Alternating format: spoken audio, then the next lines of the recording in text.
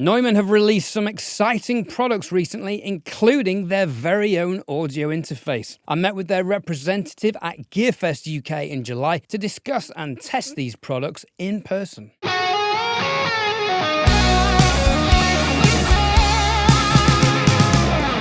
I'm with Marcus from Neumann, again at GearFest UK at Tileyard in London, and we have an exciting product that I'm dying to get hold of to review on the channel, because from what I know about audio interfaces, you'll know my channel primarily succeeds on the back of those. This is a very exciting interface, the MT48 from Neumann. Why did you guys decide to create an interface now, after so many years? Very good question. So we have always felt like it's been the missing link for us. It's the part of the signal chain that we've just not had. We've had microphones for a very long time. It's our legacy, it's where we started. More recently, 2010 onwards, we had the speakers coming from the Klein Hummel heritage. So we've got great source, great output, no string. Right, okay. And we were reliant on all the other manufacturers that are making some fantastic solutions to be that string for us. We did have, or we still do have, rather, the preamp, which is available, but none of the conversion was kind of up to the quality that we wanted, you know. There are some fantastic products, as I say, but actually we wanted to try and push the boundaries. We wanted to go further, and our collaboration with Merging has really helped us do that. So Sennheiser is the overall master company. We have Merging Technologies as the most recent acquisition, Dear Reality doing plugins for spatial audio, and the Neumann family, all under the same group of people. Wonderful. So how is this interface set apart? What sets this apart? Overall audio quality, the dynamic range is much higher. It's a clear 15 dB above anything else on the market. It's 32-bit floating converters. I can talk about Sonics as much as you like. In all honesty, you're the one that's going to give the best review. You just need to listen to it. Okay. The headphone outputs are incredibly low impedance.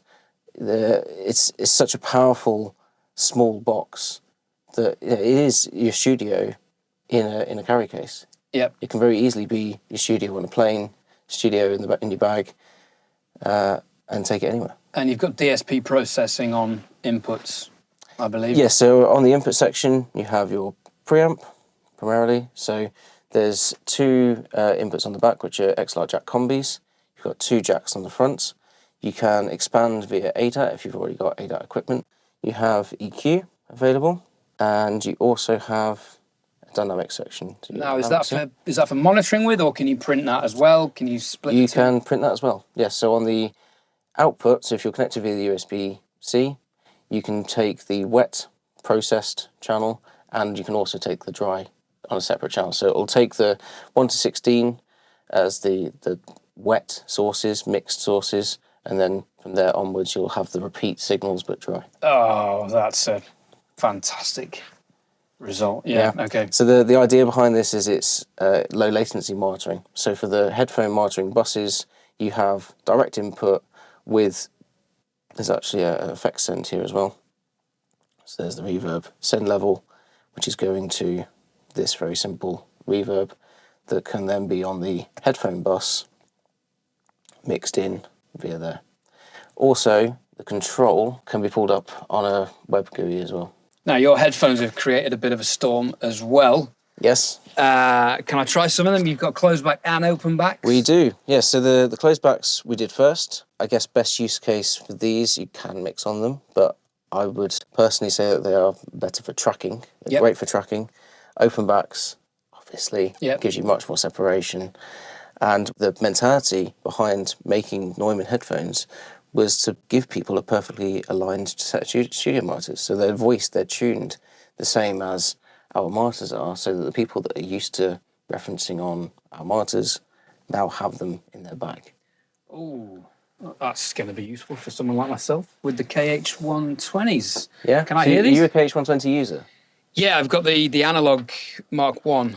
Okay. 120s with the 750 sub, which is the DSP is controlling the room correction, which I have to congratulate you guys on. It is brilliant. With the MA1, with this guy? Yes, yep. I was using another third-party brand of room correction, but the phase alignment you guys have nailed is just, it's unbelievable. Excellent. So you find some content that you like to listen to. Oh, solid. Ooh, okay. Ah, I can see what the fuss is about. Yeah, they really are similar. Like the same sound, aren't they? That's certainly the idea. As and far as you can get in if you're a headphones. 120 user and that's what your reference is in the back of your head, then you're the perfect person to say this. Yeah. If you're feeling that's what they're translating, that's perfect, because that's exactly what they're meant to do. Yeah. But you're getting the same openness, separation, the width, the tonal depth, the flatness of the magnitude. It should all be translating as a perfectly aligned set of monitors. Yeah. Yeah. Okay. They are. They are lovely. So you've just updated the 120s Yes. to the Mark II version. What's different? As I said earlier, we did the 120s first. So the first Neumann branded speaker that we sort of took the legacy from Klein Hummel on and evolved was the original 120, the analog. That was released in 2010. Then a few years later, we brought out the KH150 with the DSP, Yep. which is Remarkably flat Yeah. speakers. But they're all the same. That's the whole point. They're all voiced the same. The only advantage to getting into a larger box is SPL handling, overall listening distance, and low end extension. But if you're adding a sub anyway, actually, if your relative listening distance is a lot closer than, as this room isn't very big, actually a smaller set of speakers with a sub should give you the same output as a pair of 420s with a sub in a larger room. Yeah, the overall tonality should be kind of voiced the same. I got the 120s when I was in my old studio, which was a classic home studio, bedroom studio, and the bass extension was better for that room on these, but I actually preferred the sound of the 80s. Which Interesting. Now I've got the sub, I think maybe a slightly better partner, but my studio now is a bit bigger. Okay. It's a bit bigger than this room, so the 120s fit perfectly. So are they upgraded? How are they evolved? So we made the 120s first, then we brought out the 80s with the DSP. We've then, whilst all this is going on, continually working on driver technology. Just the engineers are incredible. I can imagine. Neumann engineers are the most dedicated people to our brand, and they're so passionate about getting the best overall output. We want to give you the best experience.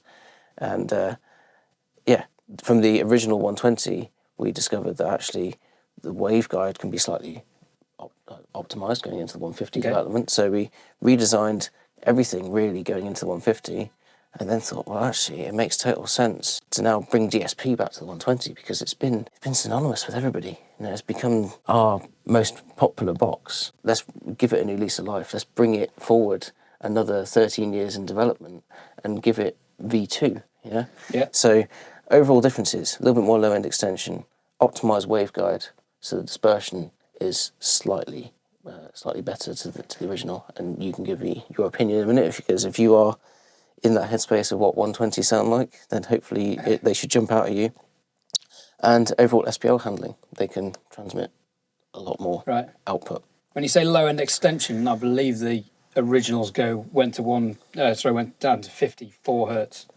Yeah, it's a little bit lower.